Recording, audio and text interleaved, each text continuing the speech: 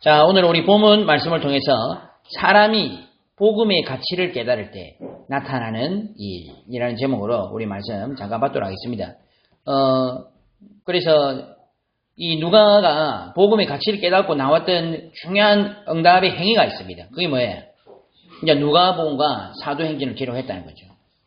그래서 우리 성도님들 오늘 우리 누가를 중심으로 우리 한번 우리가 어떤 응답을 받아야 될까 한번 우리 찾아보도록 하겠습니다. 먼저 누가라는 인물을 잠깐 보면요.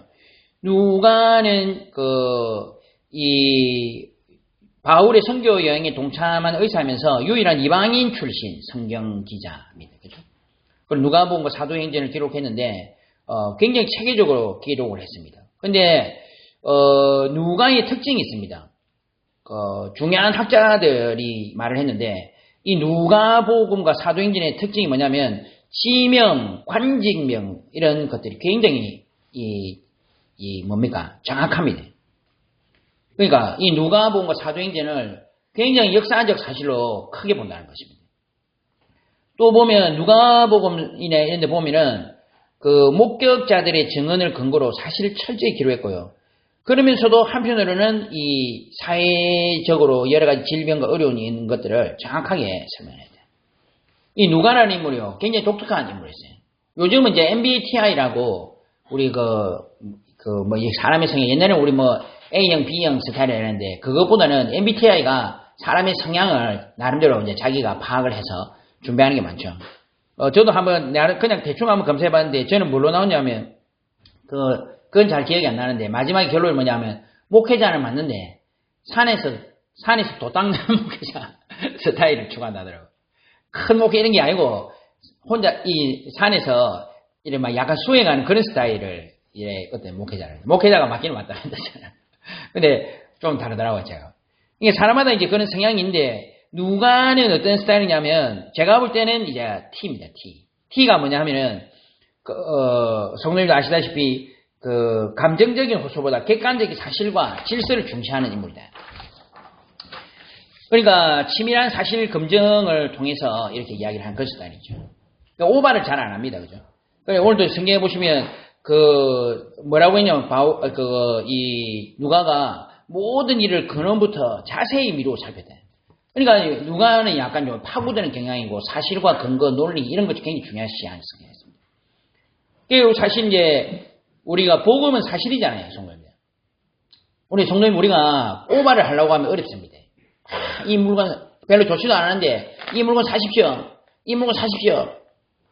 이 물건이 없으면 좋습니다. 그러면 이제 힘들죠.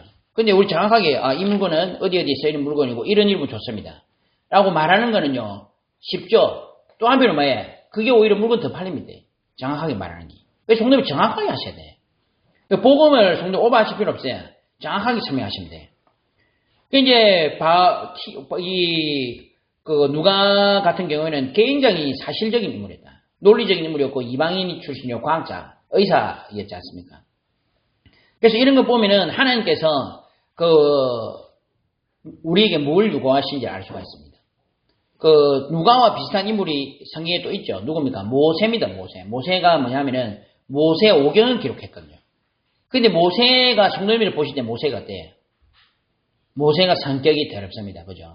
그러니까 자기 생각 때문에 사람을 죽였던 인물이 모세입니다. 자기가 옳다고 생각하는 여기에 집착하는 인물이란 말입니다.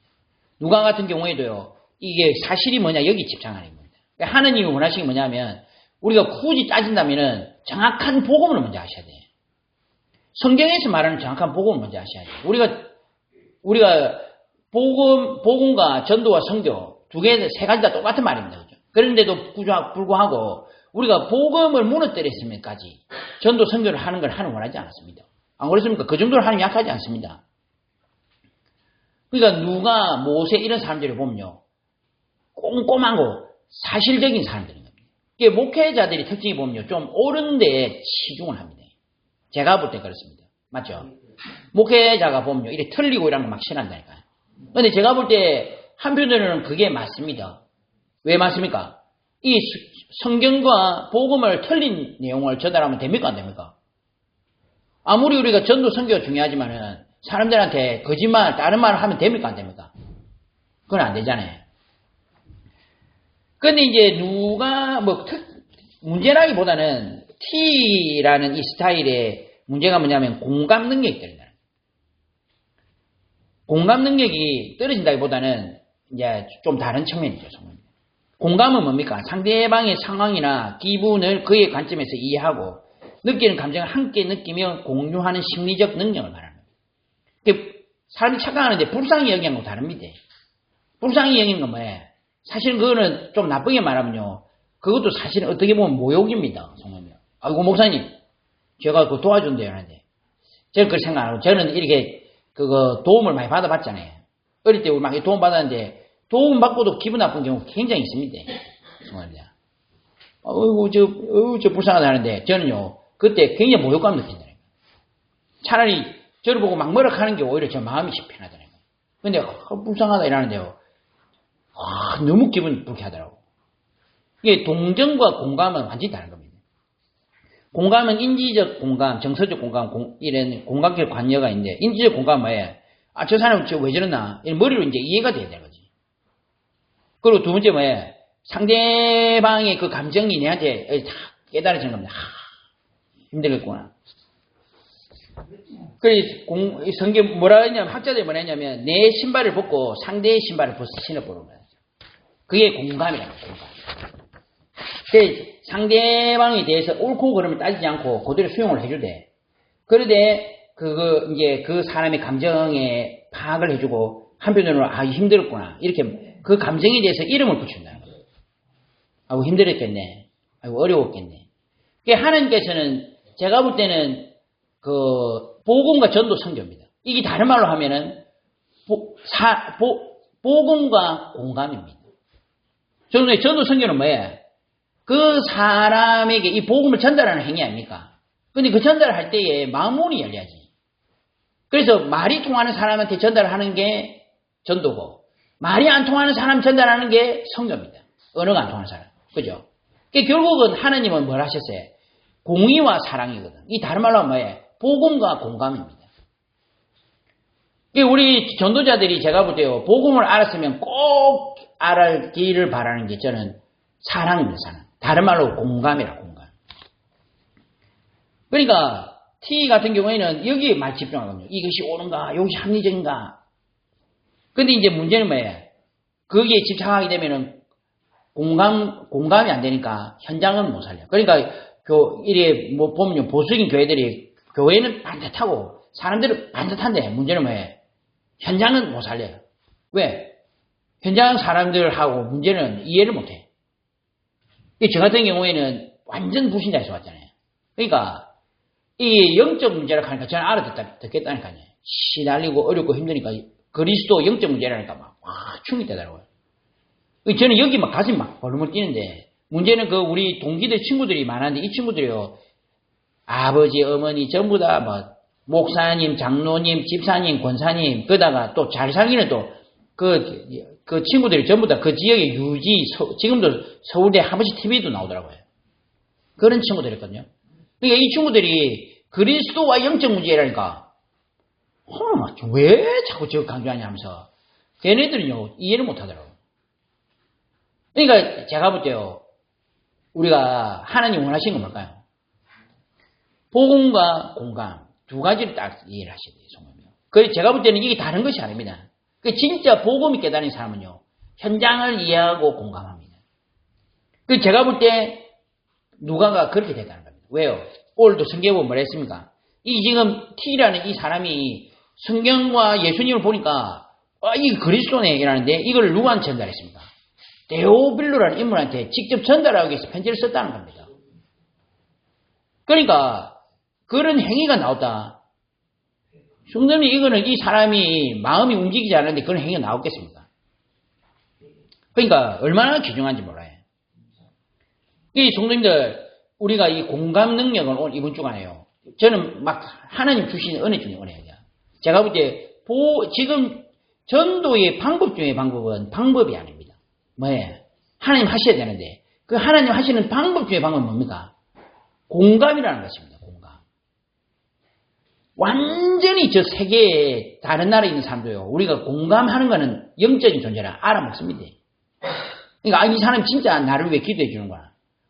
이 사람 진짜 나에게 복음 전하려고 뭔가 너무 귀중한 걸 주셨구나. 는 것을 알고 그 마음의 변화가 어디서 납니까? 복음 가진 사람 전도자의 공감에서 나오는 겁니다. 그죠? 우리가 말 한마디에 천냥빚을 간다 안 합니까? 저는 그런 거 많이, 제가 그런 게 많다기보다는 제가 상처가 많고 어려운 일이 많다 보니까 좋은 게 뭐냐면은 사람들의 상황이 이해가 되는 게 많았거든요. 어떤 데는 목사님한테 갔는데 목사님이 저를 탁 보더니요. 그때 제가 이제 교회에 이사를 했으니까 교회를 보러 갔거든요. 근데 목사님이 교회를 알려주신 게 아니고 자기가 살아온 이야기를 쫙 하시잖아요. 그것도 제가 좋은 게 뭡니까? 이야기 들어주는 거 잘하거든.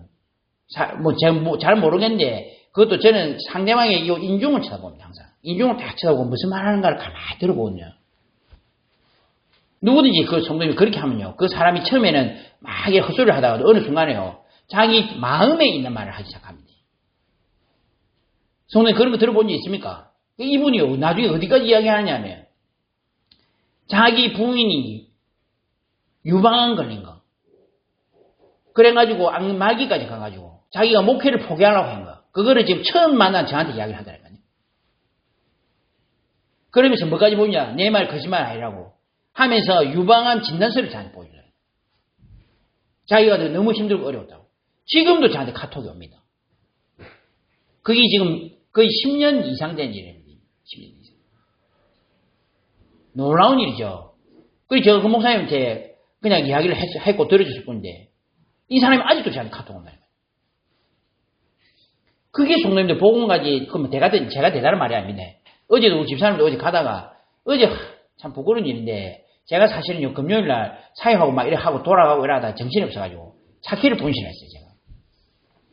제가. 그래가지고 아침에 뭐 있어야지. 그래 차키 찬다고 난리가 났죠. 그래 교회도 제가 그래서 몇 번 왔다 갔다 하고 이래 하면서 이제 오전에 이래 했는데 문제는 우리 집사람이 지하철 타고 가다가 그 어떤 아주머니가 우리 집사람 옆에 앉았는데 이야기를 하다가 마음문이 열려가지고 나중에 전화번호가 이분이 어떻게 하냐면 집사람 전화 끊으라 하고 전화번호를 입력을 시키더라고요. 자기가 전화를 해가지고 그래갖고 저장시키라고. 그러니까 종님들 이 사람의 공감 능력이라는 것은 굉장한 기술입니다.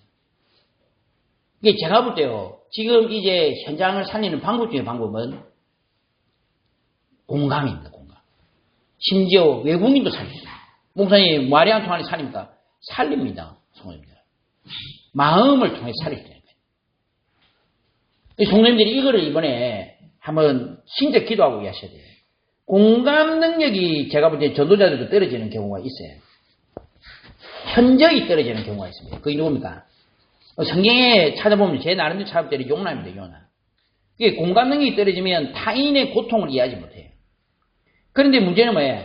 하나님께서는 이 전도자를 통해서 현장을 살리기를 원하시니까 전도자가 그 고통을 이해하기를 원하시기 때문에 할 수 없이 그 전도자에게 고통을 주시는 겁니다. 그러니까 요나서 4장에 보시면 요나가 공감이 안 돼. 지금 니느웨 사람들이 복음하고 변화주기 이러니까 그걸 감사하다 해야 되는데 요나 머리가 이렇습니다. 그게 이해가 안 되고 감당이 안 돼. 그러니까 하나님께서 어떻게 하시냐면 요나를요 괴로움을 주시는 겁니다. 하나님이 박능쿨을 예배하사 요나를 가리게 하셨으니 이는 그의 머리를 위하여 그늘이 지게 하며 그의 괴로움을 면하게 하려 하심이었더라. 근데 이후에는 어떻게 돼? 그거를 다 갉아먹게 만들어갖고 요나가 괴롭게 만드는 겁니다. 요나를 괴롭게 만들었거든요. 왜 괴롭게 만들어요? 하나님이 무슨 변태가 아니잖아요. 뭐 때문에 괴롭게 만듭니까? 하나님이 무슨 우리한테 고통을 줘가지고 힘들게 만들어 하십니다. 그게 아니고 고통을 주는 이유는 현장에 그 고통받는 사람이 이해하라고 준 겁니다. 그러니까 하나님 뭐라 하십니까? 네가 이 박능쿨로 말미암아 성내는 것이 어찌 옳으냐. 그러니까 내가 성내어 죽기까지 할지라도 옳습니다. 여호와께서 이르시되 네가 수고도 아니하였고 재배도 아니하였고 하룻밤에 났다가 하룻밤에 말라버린 이 박능쿨 아꼈거든. 하물며 이 큰 성읍 니느웨는 좌우를 분별하지 못하는 자가 12만여 명이요 가축도 많이 있나니 내가 어찌 아끼지 않느냐. 손님이 하나님 원하시는 건요. 제가 볼 때는요. 복음과 사랑입니다. 그런데 사랑이 다른 말로 보면 뭐예요? 제가 볼 때는 공감입니다. 공감.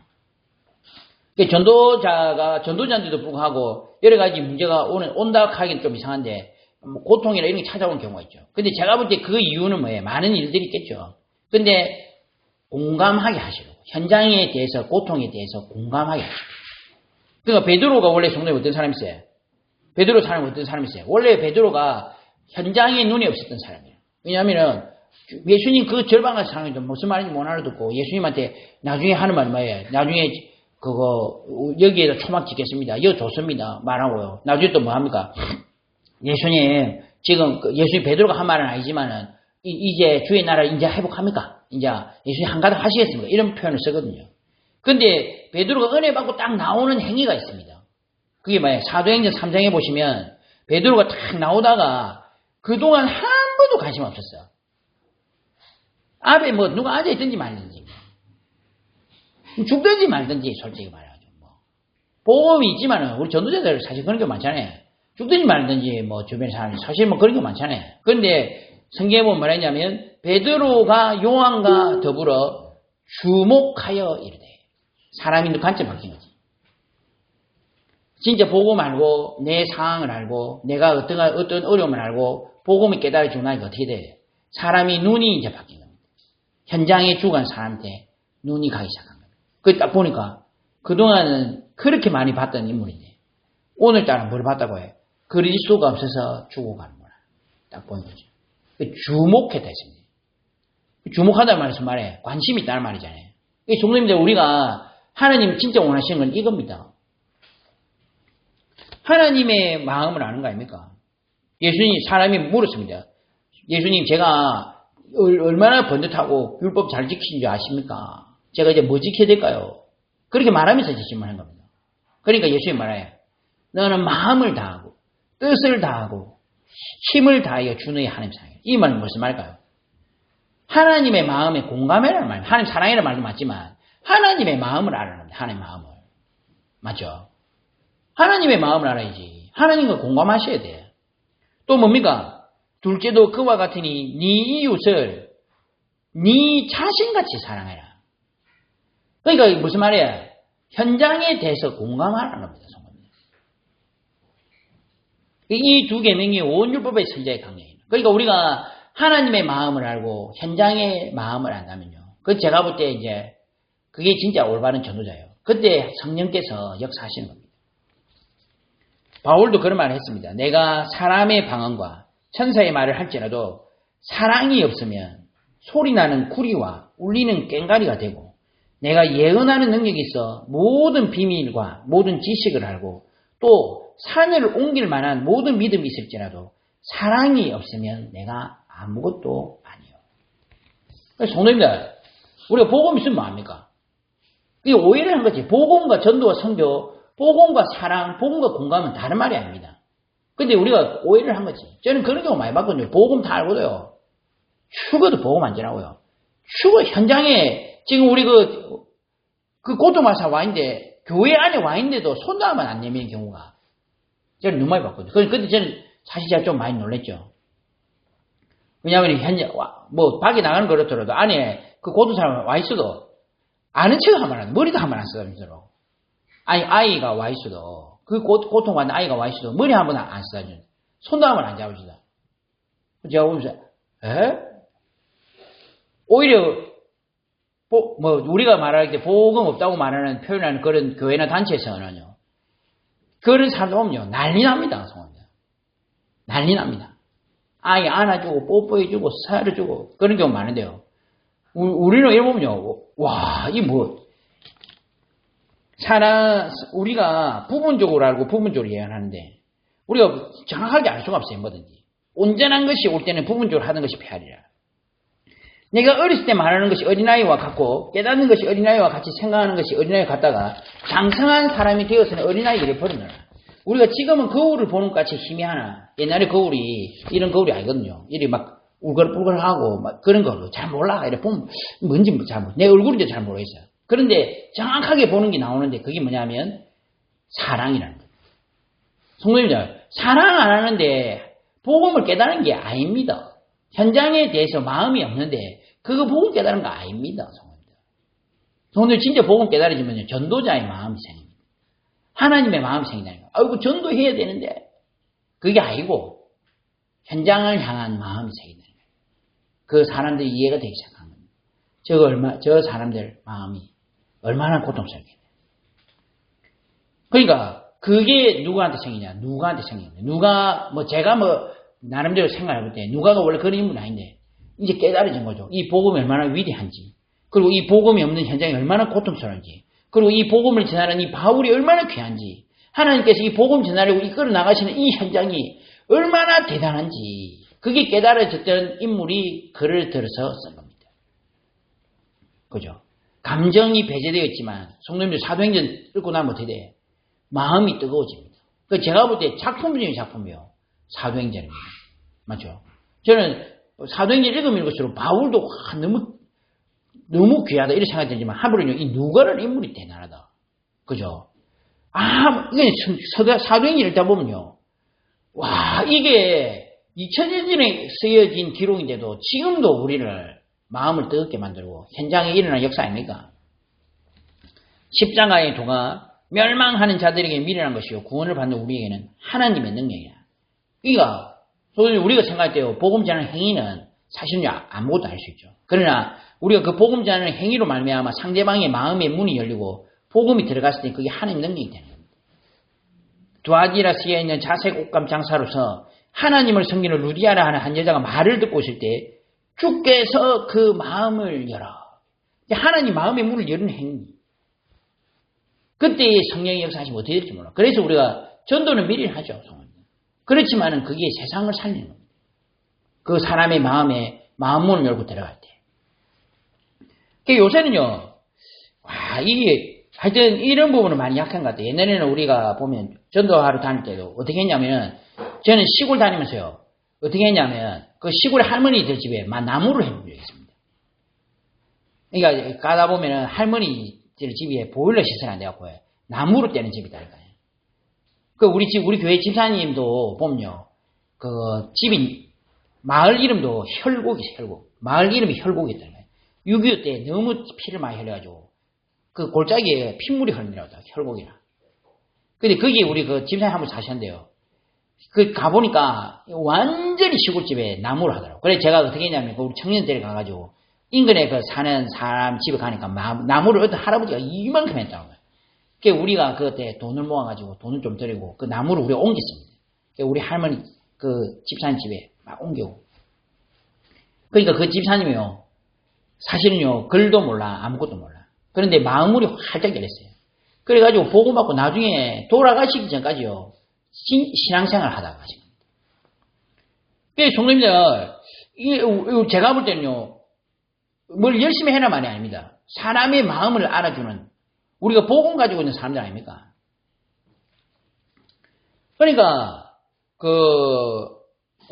이게 하나님이 은혜 주셔야지 깨달아진 겁니다. 제가 볼 때는요, 고통을 똑같이 받아도 못 느끼는 사람은 절대 못 느껴요. 왜냐면 예수님께 딱 십자가에 돌아갈 때 옆에 강도가 있었잖아요. 그 강도가 뭐랍니까? 하나는 비방하여 이르되 똑같이 십자가 못 박혀놨는데 니는 그리스도가 아니냐? 너와 우리를 구원하라. 근데 한 명은요, 내가 독이란 존재를 바꿨어도 하나님 두려워하지 않느냐? 이 사람 그리스도라는 거예요. 그러니까 동일한 고통을 당해도요, 어떤 사람은요, 하나님의 마음을 알고 거기에 들어가는 사람이 있고, 어떤 사람은요, 오히려 더 비방하는 이런 사람이 나옵니다. 이게 제가 볼 때 전도자의 마음은요, 하나님 주시는 마음입니다. 그러니까 우리 성도님들, 우리가 당하는 많은 상황들은 하나님이 이 복음 제자로 주시는 중요한 응답의 이 발판입니다. 데오빌로는 누굽니까? 데오빌로는 지금 누가가 쓴 사람인데 데오스 하나님이고요. 빌로는 사랑받는 자, 사랑하는 자 이런 뜻이거든요. 그것도 한편으로는 각하라 했으니까 굉장히 높은 관료였다 이런 표현이 있습니다. 그리고 사실은요, 실존 인물인가 아닌가 이거에 대해서는 좀 갈릴 수 있어요. 왜냐하면 데오빌로 각하라고 했지만은 한편으로는 이게 특정 개인이 아니라 누가가 어떤 한 사람의 인물을 설정을 해놓고 썼다 이런 표현도 있습니다. 그러나 확실한 것은 누가가 이 사람들에게 복음 전하기 위해서 썼다는 것입니다. 그래서 이런 누가가 복음의 가치를 깨달을 때 나타나는 일이 뭡니까? 첫 번째로 성도님들, 정확한 복음을 먼저 깨달으셔야 돼요. 텍스트북이 뭐예요? 텍스트북은 일단 이 문자 그리고 이 성경 주신 이 내용을 먼저 정확하게 파악을 하셔야 됩니다. 아까도 말씀드렸듯이 내용이 틀리는 데는 성도님들 안 되는 겁니다. 그죠? 성경 66권 통해서 우리에게 하나님이 주시는 가장 중요한 내용은 뭡니까? 내가 너로 여자와 원수가 되게 하고 내 후손도 여자의 후손과 원수가 되게 하느니 여자의 후손은 네 머리를 상하게 할 것이요 너는 그의 발꿈치를 상하게 할 것이다. 모세의 오경, 구약 성경 39권을 통해서 지금 전체 관통하고 내려오는 뭐예요? 이 땅에 여자의 후손 메시아 그리스도가 와서 가장 근원적인 창세기 3장 문제 해결할 것이다. 이게 지금 뭡니까? 여자의 후손, 노아의 방주, 희생제사, 임마누엘 이를 통해서 쫙 내려오다가 이 땅에 그리스도이신 예수님 오셔서 이 문제를 완전히 해결해 주신 겁니다. 여기에 대해서 지금 누가가 이방인이었던 누가가 눈이 쫙 이런 겁니다. 성도님들 대단하죠? 얼마나 감사합니까? 진짜 기적 중에 기적 아닙니까? 성도님 생각해 보십시오. 우리가 지금 성경이 이해가 될 수가 없잖아요. 아니 저는요 이스라엘도 대단하지만 나는 우리나라 이 역사를 보면서요 진짜 대단하다. 얼마나 대단한 이 나라인지 몰라요. 성도님들 우리나라가 어떤 나라입니까? 성경하고 뭐 전혀 상관없는 나라 아닙니까? 그런데 이게요 1800년대 1900년대 복음이 들어오고 우리나라 사람이 얼마나 웃기냐면요. 저 일본에 가가지고 복음 받아갑니다. 그 이름이 이수정이라는 이수정이라는 사람이 남자입니다. 일본 가서 복음 받았는데 이 사람이요. 미국의 신문사에다가 편지를 쓰다니까요. 우리 이 조선 땅에 복음이 필요합니다. 선교사님들 좀 와주십시오. 이 편지를 쓰다니까요. 거기에 반응의 인물이 언더우드 아펜젤라. 이 사람이 뭐라 했냐면은 조선의 마게도냐에 우리 지금 바울이 눈 감으면서 손질한 사람 있잖아요. 이 나라가 그런 나라입니다. 진짜 희한한 나라입니다. 그래가지고 복음 받았는데 여기에서 지금 신학교가 서고 복음 받았던 인물이 일어났어요. 설교를 하다가 너무 성령이 강력히 역사해가지고 이 사람이요 자기가 지은 죄를요 사람들 앞에서 그냥 공개를 했다. 근데 그러면요 사람이 손가락 치는 게 아니고 한 명씩 나와가지고 자기가 이렇게 살아요. 선교사들이 뭐라 했냐면 사람이 만들 수 없는 분위기가 형성이 됐답니다. 1907년도 그때 그 역사 때문에 우리나라가 완전히 뒤집어져 버렸어요.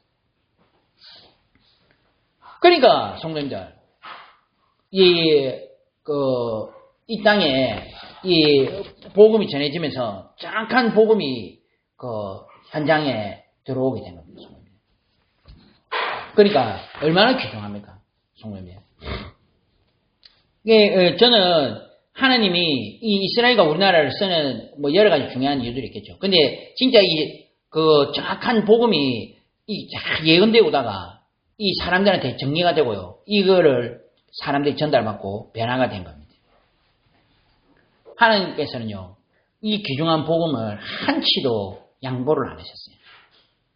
저는 이게 너무 귀중하다고 생각합니다.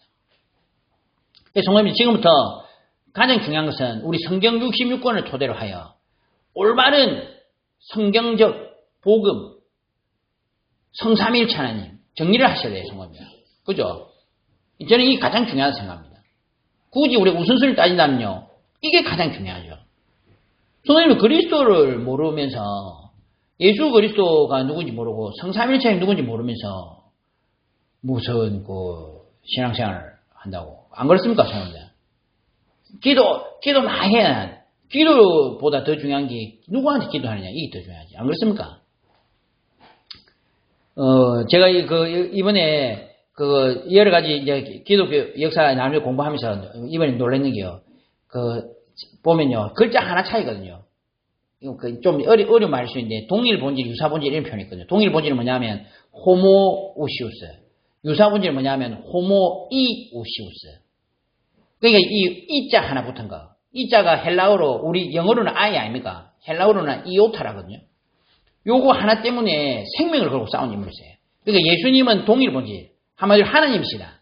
근데 유사 본질은 뭐냐면 예수님은 하나님 비스무리하다. 그럼 무슨 말이에요? 하나님 아니다 말이거든, 사실은. 요거 때문에 예수님은 하나님이시다. 성경에서 말하는 예수님은 하나님이시다. 성도님들. 이거 하나를 좀 지키려고 아타나시우스라는 사람은요. 17년간 유배를 당했어요. 이거 하나님 아니다 하는 이 세력이 더 컸거든. 이것 때문에 생명을 걸고 싸운 겁니다. 정말. 저는 이런 거 보면서요. 와, 우리가 이 성경 66권을 통해서 정확한 복음을 알고 복음이 정리되는 것을 하나님은 너무나 중요하게 생각하십니다. 이게 성도님들 혹시 그래서 성도님 축복하는 겁니다. 우리가 성경 66권을 통해서 예수가 그리스도다. 저는 우리 비난하는 사람들의 내용도 가만히 들어보거든요. 틀리지 않았다 싶으면 우리도 꼭 갱신하고 해야 됩니다. 근데 그 중에 하나 재미있는 게 있더라고요. 뭘 하냐면 이들은 예수가 그리스도라는 것만을 강조한다. 날 보면서 그게 틀렸습니까, 성도님들? 그게 틀렸습니까? 예수가 그리스도라는 것을 강조하는 것이 지금까지 30년 동안 변하지 않고 이들이 전하고 있다. 자기들이 그게 문제라는 겁니다. 그게 문제인가? 성님, 그게 문제입니까? 저는요, 혹시 우리가 이제 틀린 것을 고쳐야 됩니다. 우리 잘못된 것도 많아요, 성님. 그러나 예수가 그리스도라는 것, 이것만을 강조하는데 문제가 온다면 그 문제는 받아들이셔야 됩니다. 왜? 정확한 복음만이 가장 중요하잖아요, 성님. 지금 이 누가가 그게 지금 다 깨달아진 겁니다. 아까도 말씀드렸듯이 전혀 복음과 상관없던 인물이 성경을 알고 복음을 알아서 이게 깨달아졌다. 기적같은 역사죠. 우리나라가 지금 그런 상황이 아니잖아요. 저도 그렇습니다. 지금 아까 말씀드렸듯이 1900년대 그런 복음이 전해져가지고 그래서 지금 제가 이 자리에 있는 거 아닙니까? 그러니까 그리고 성도님들도 이 자리에 앉아 있는 거 아닙니까? 성도님들도 어디 만나면은 뭐 잘하니 못하니 예수가 그리스도라는 걸 전달할 수 있잖아요. 사실 그것만큼 기적이 어디 있어요? 그리고 두 번째가 이게 정확한 복음을 먼저 깨달으시죠. 복음의 가치를 깨닫는다. 첫 번째 정확한 복음 깨달으시죠. 맞죠? 그리고 두 번째가 뭐예요? 그래서 정확한 복음 아까도 말씀드렸듯이 예수가 그리스도다. 예수님은 왕이요 성자요 제사장이다. 인간의 죄 문제, 사단 문제, 하나님 따른 문제. 생명의 성령의 법이 죄와 사망의 법을 늘 해방하였습니다. 참 제사장. 하나님의 아들이 나타나신 것은 마귀의 일을 멸하십니다. 참 왕. 내가 곧 길이요 진리요 생명이니 나로 말미암지 않고는 아버지께로 올 자가 아무도 없느니라. 참 선지자. 이것을요, 예수님이 누구인지를 정확하게 알고 깨닫고 믿는 것이요 가장 중요합니다. 필리핀에 갔는데요. 필리핀에 종기단 단체에 갔었거든요. 엄청나게 큰 단체인데 거기서 이 사람들이 우리가 앉아있는데 뭐라 하냐면은 예수는 그리스도 아니라는 거예요. 이 사람들이. 왜 그리스도가 아니냐? 본인이 예수님 자신이 한 번도 그렇게 말한 적이 없다는 겁니다. 그 제가요, 그걸 딱 두고 예수님이 그렇게 말한 적이 없냐? 내가 곧 길이요 진리요 생명이니. 그리고 사람들이 질문했을 때 네가 그냐? 네가 그리스도냐? 하니까 내가 그니라. 베드로가 자기를 보고 예수님을 보고 주는 그리스도시라 할 때 바요라 시몬을 보고 있더라. 내가 그리스도다. 내가 그리스도다. 이렇게 말을 한 적도 있지만 또 그런 말이 없다고 해서 그리스도가 아니냐. 이 사람들이요. 제가 볼 때는요. 이런 단순한 이런 것 때문에 이런 건데도요. 사람들이 어두워. 어둡더라니까요. 이 바보들 아니야. 성경을 봐라. 성경에 이거를 정확하게 정리를 하고 있는데 희한하게 이것만 사람들이 다 놓치고 있어요. 그리고 또 한편은요. 진짜 말은 복잡하게 하고 막 뛰어난 것 같은데 바보같이 살아야돼요. 저같이 무식한 사람도 성경을 보니까요. 예수가 그리스도라는 것을 알겠습니다. 이게 진짜 사단의 역사입니다. 진짜 복음의 광채를 비치지 못하는. 맞죠, 성도님들? 그러니까 성도님들 딱 기억하셔야 돼. 예수가 그리스도다. 어디 가서도 이 사실을요. 딱 정확하게 알고 이 사실 아는 사람이 내밖에 없다는 사실을 아셔야 돼요. 성도님들이 막 대단한 일만 알고요. 이거를 알고 계시고 사단이 역사하겠습니까? 안 하겠습니까? 사단이 역사를 합니다. 사단이 그리스도만을 두려워하고 그리스도만 강조되는 것을 가장 싫어합니다. 그리고 두 번째 뭐예요? 이 복음이 나의 복음이 되셔야 해요. 나의 복음. 그러니까 우리가 보통 뭐라 합니까? 머리에서 가슴으로. 요 성도님들, 여기 있다가 나의 이제 이 손에 잡혀있는 노트로 와야 된다니까. 핸드북. 아까 그거는요, 텍스트북이고. 지금 이건 뭐예요? 핸드북이 되시네, 핸드북. 성도님이 가지고 다니는 가방. 성도님들 마음이 딱 들어와야 돼, 이제. 알죠? 우리가 레멘트들을 보면 알거든. 아이고, 목사님 좀 지겹습니다. 예수가 그리스도. 그거는 뭐예요? 지금 이제 텍스트북만 깨달은 거지. 그냥 그 지식적인 것만 깨달은 거. 그것도 나쁜 건 아니죠. 그러나 어느 날 마음이 탁 와닿으니까, 어느 날, 그리스도라는 말이 이 말이구나. 내가 지금 그동안 우리 집안에 이 어렵고 고통스럽고 힘든 상황이 있었는데, 이거를 그리스도께서 완전히 해결하셨구나. 그러니까, 처음에 바울이, 옛날에 사도행전 9장 22절을 보면 사울은 힘을 더 얻어 예수를 그리스도라 증명하여 다메섹에 사는 유대인들을 굴복시키니라. 그러니까, 이 바울이 말빨이 좋아갖고요. 처음에 복음 깨달았을 때는 이제 지가 깨달아진 거지. 그래갖고 막 논리적으로 팍 설명하니까 유대인들이 말문이 닫힌 겁니다. 너무 잘하니까. 그런데도 성령이 역사를 안 해. 이게 성령의 머리로 복음을 깨달으면 그런 됩니다. 성령이 역사를 안 합니다. 핸드북이 된다니까. 그런데 나중에 바울이 뭐라고 합니까? 나의 복음과 예수 그리스도를 전파하면 영세 전부터 감춰졌다. 이제는 나타나신 바 되었으며. 그러니까 자기의 복음이 되게. 성도님들 이 구원의 길을 하는 사람도 제가 가만히 들어보면요. 아이들이 구원의 길을 할 때는요. 내가 이래 봐도 이 아이는 지금 사실은 외워서 하는구나. 어떤 애는 진짜 은혜들 사는데 어떤 애는요. 이래 보면 그냥 외워서 하는구나 이 느껴져요. 물론 그게 나쁜 건 아니죠. 가정이니까. 그렇지만 은혜가 안 돼. 어떤 사람 복음 전할 때 보면요. 그냥 냉랭합니다. 근데 어떤 사람은요, 복음 전하는데 띄엄띄엄하고 잘 못해. 라고 하는데 막 단어도 틀리고 하다가 막 그러는데도 땀을 뻘뻘 복음 전하는데도 무슨 느낌 드냐면 이 사람이 진심이구나. 이 사람 지금 막 복음 전하는 게 진심이네. 그게 성령의 역사에 일어나는 겁니다. 이 사람한테 얼마나 그 복음이 그게 됐으면은 자기의 성향과 부끄러움을 무릅쓰고 그 복음 전하겠습니까? 성도님들 그렇게 해본 적 있습니까? 어떠세요, 성도님들? 진짜 한번 복음 전하려고 창피하잖아요, 사실은. 자기 딸한테 복음 전하는 거 창피하잖아요. 자기 딸인데도 복음 전하는 거 창피하다 하니까. 자기 어머니인데도 복음 전하려면 부끄럽습니다. 그런데도 성도님들 그거를 왜 합니까? 나의 복음이 되니까. 그거 해보신 적 있습니까? 성도님들 어떠세요? 저는 해본 적 있습니다. 저는 우리 어머니한테 제가 그렇게 애증하는 어머니한테 저는요 무릎 꿇고 복음 전한 적이 있습니다.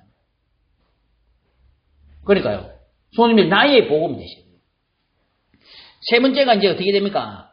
전달하는 복음이 되셔야 돼요. 전달하는. 방금 전에 그거는 나이에 와 있는 그 복음 강조한다고 말씀드린 거예요. 이제 전달하는 복음이 되셔야 돼요.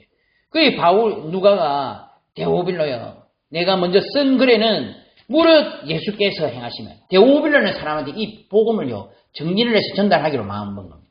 한 사람에게 이 복음의 가치가 강타되었을 때 일어나는 일이에요.